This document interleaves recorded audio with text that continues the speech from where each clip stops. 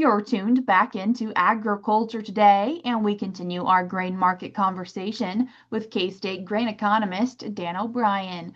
Dan, continuing talking about what we're seeing in the grain market after the WASDE report last week, and beginning with wheat for the second segment. Yeah, from our Kansas perspective, we see that those broad USDA, United States supply demand balance sheets, and we don't see a lot of hope in them, because they show basically large supplies.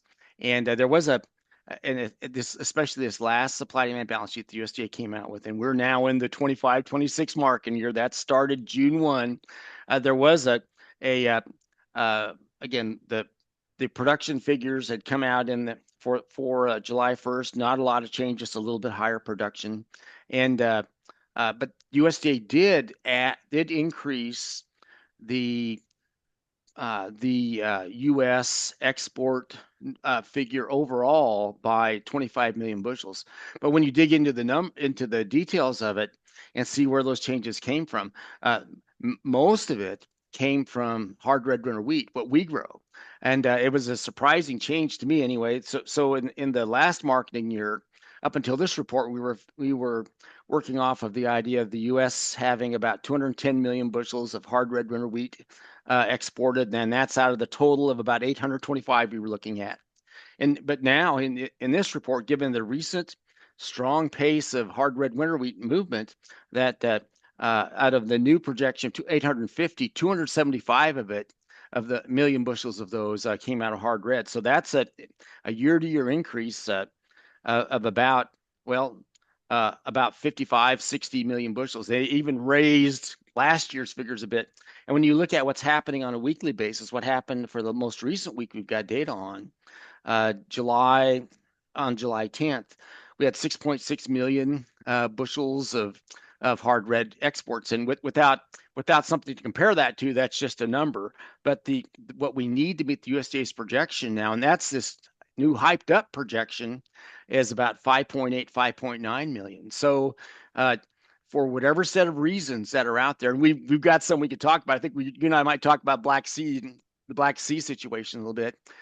You've got strong movement happening right now in hard red winter wheat exports. So that's for the good side. I think when I look at that supply demand balance sheet for hard red winter, again, we do have some projection of feed usage, about 35 million for hard red, and again, we've been watching that in the Garden City area, and so we'll see where that goes. The cash price ratios down there, I think, are about 108% of the wheat price versus corn price. So wheat's not really being fed strongly in that area, and that's not because the wheat prices are great, but the feed grain prices are not. So cheap corn and cheap grain sorghum working against feeding wheat. But so I guess we talked about the situation overall.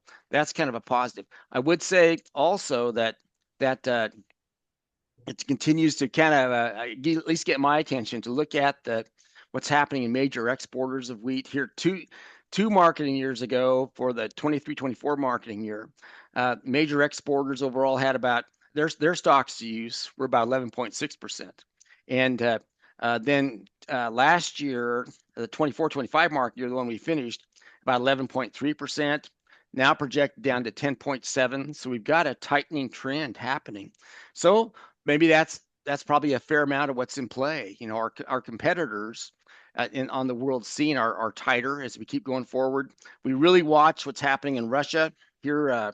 Here 2 years ago, the Russian stocks to use for exportable wheat, 12.4%. A year ago, in terms of marketing years, they were at 12.7. This year, they're down to 11 even. So they're tightening up. There's a headline that the USDA Foreign Ag Service came out with for wheat. They basically it indicated that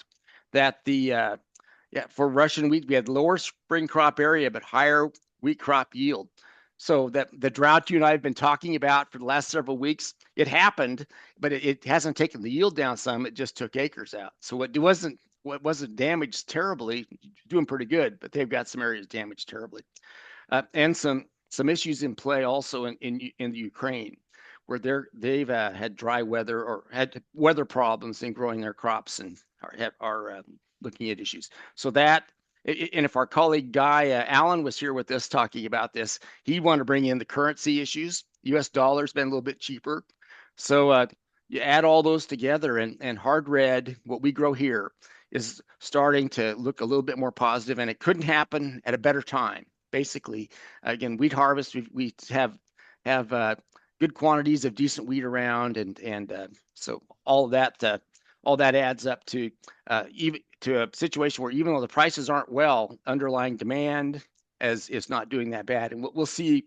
if that helps us move our way out of this low price situation in coming months. And you've mentioned Russia and the Black Sea region and Ukraine. What's happening with that? Uh, no less geopolitical conflict, but so far we've kind of apparently we've taken our hands off the shipping side, and nobody wants to reignite that conflict and get all these other groups involved. That's a stark contrast about 2 3 years ago when that conflict started up, and the whole world agribusiness food complex, UN, from all these, and the EU and others all got involved, wanted to make sure that grain, especially wheat, kept coming out of the Black Sea region. And unless it's happening and we're not hearing about it, it seems that what grain is grown there is still flowing out, and at least right now in the wheat market, that's not the driving concern that's affecting our supply demand perspectives. And our last crop to talk about for today, soybeans. Dan, what did we see? Well, on the domestic side, the headline that came out here on the after the report and USDA ERS oil crops outlook was that the 2025-26 U.S. soybean crush forecast increases on higher soybean oil use for biofuels. And we've had a lot of discussion about new bioenergy renewable fuel standard rules in the last that you and I had in the last several weeks, and so the USDA took that to heart and looked at the new RFS standards for biodiesel, renewable diesel, and made that actionable in the supply demand balance sheet. They raised the soybean projected crush for the new crop marketing year by 50 million, up to from 2.49 billion up to 2.5, and what they added to the crush, which is again get meal and you get oil, and they use the oil for biofuels. They took out of soybean, so the soybean number dropped 70. The crush number for this next marketing year, again starting September 1, raised by 50. All in all, you ended up with small changes on the production side. That ending stocks went up marginally. It was just under 300 million. Now it's just over 300 million. Price weakened 10.25 down to 10.10. That's projected price for this marketing year. I think you stand back and when we look at what the USDA's thoughts are, they see continued large exports out of Brazil coming in, and competing strongly against U.S. soybean exports, and some of the, so you've got the situation where the apparently the window that we had for U.S. soybean exports, where we kept up pretty well, starting to close because again, soybean crop out of South America, particularly Brazil, on the world stage. So we're down now to about 10.2 million bushels was the latest figure that we had coming out of on July the 10th from the USDA ag marketing service for exports, and we need a pace of about 22.5 million bushels a week to stay with what the USDA wants. So you look at numbers like that, and it really shows that we're starting to get to compete more directly with Brazil and on the world export market. It's hurting our prices, etc. I would say also that the underlying strength that was really driving things with soybean oil exports, even that slowed down quite a bit.